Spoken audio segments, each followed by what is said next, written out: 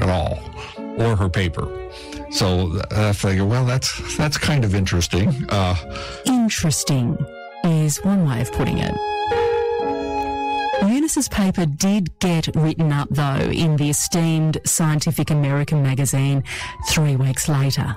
Some have not only entertained but expressed the mean idea that women do not possess the strength of mind necessary for scientific investigation. They made much of the fact that she was a woman scientist, didn't they? Precisely. Actually, it had the quaint title of Scientific Ladies. Owing to the nature of women's duties, few of them have had the leisure or the opportunities to pursue science experimentally. But those of them who have had the taste and the opportunity to do so have shown as much power and ability to investigate and observe correctly as men. And the experiments of Mrs. Foote afford abundant evidence of the ability of women to investigate any subject with originality and precision. Well, thank you, gentlemen. I'm so glad you finally worked out what we always knew about ourselves.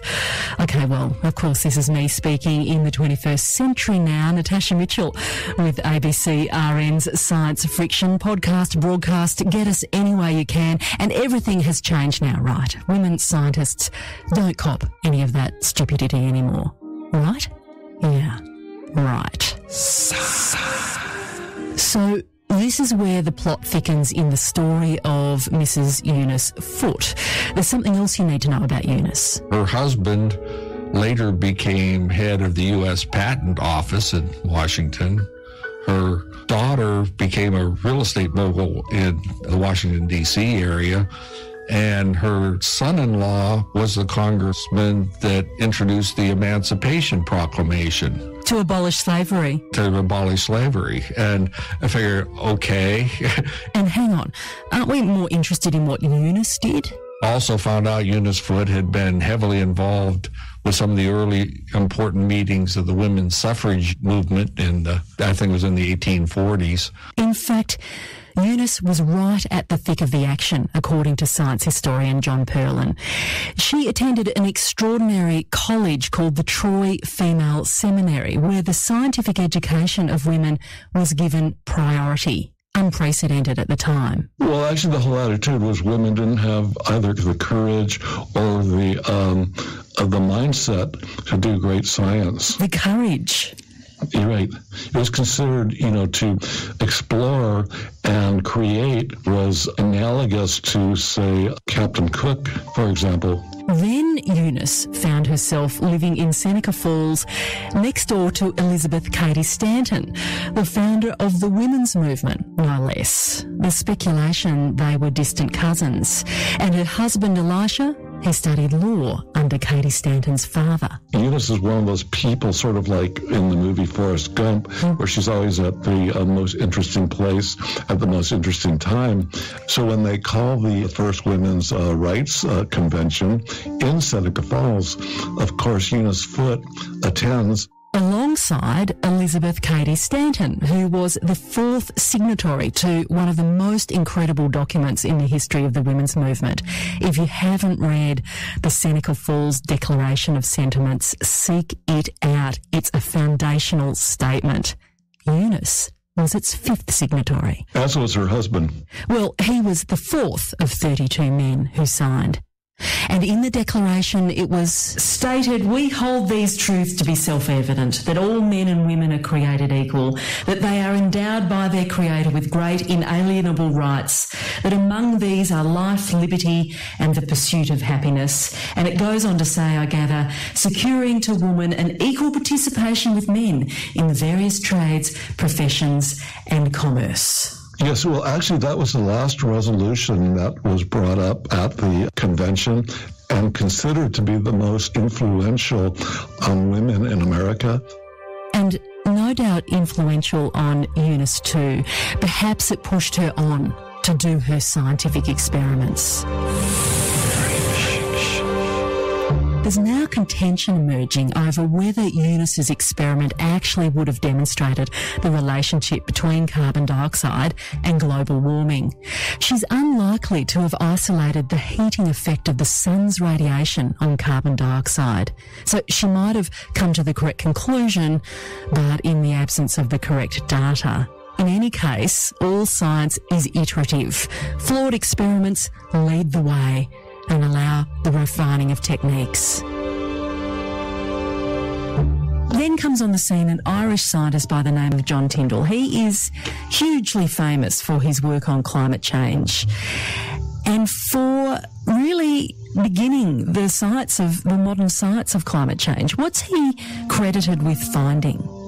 He is credited with finding that carbon dioxide gas was instrumental, depending on the amounts, in changing the climate.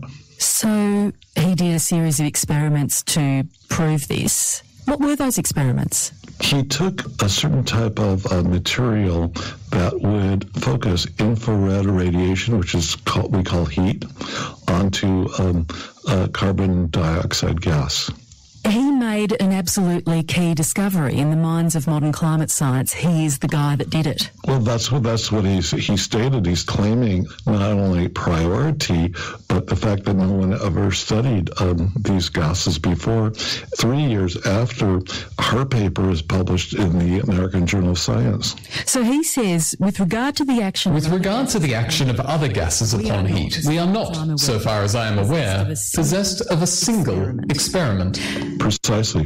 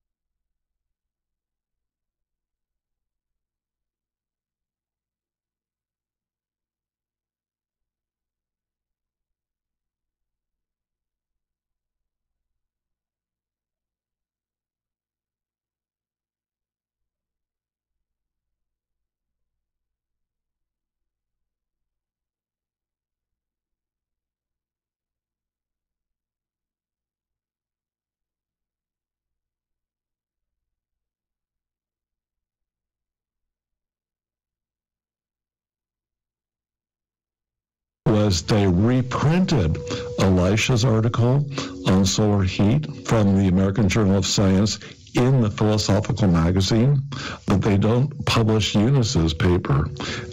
However, if you thumb through Elisha's paper, the adjacent paper of Eunice's is right there.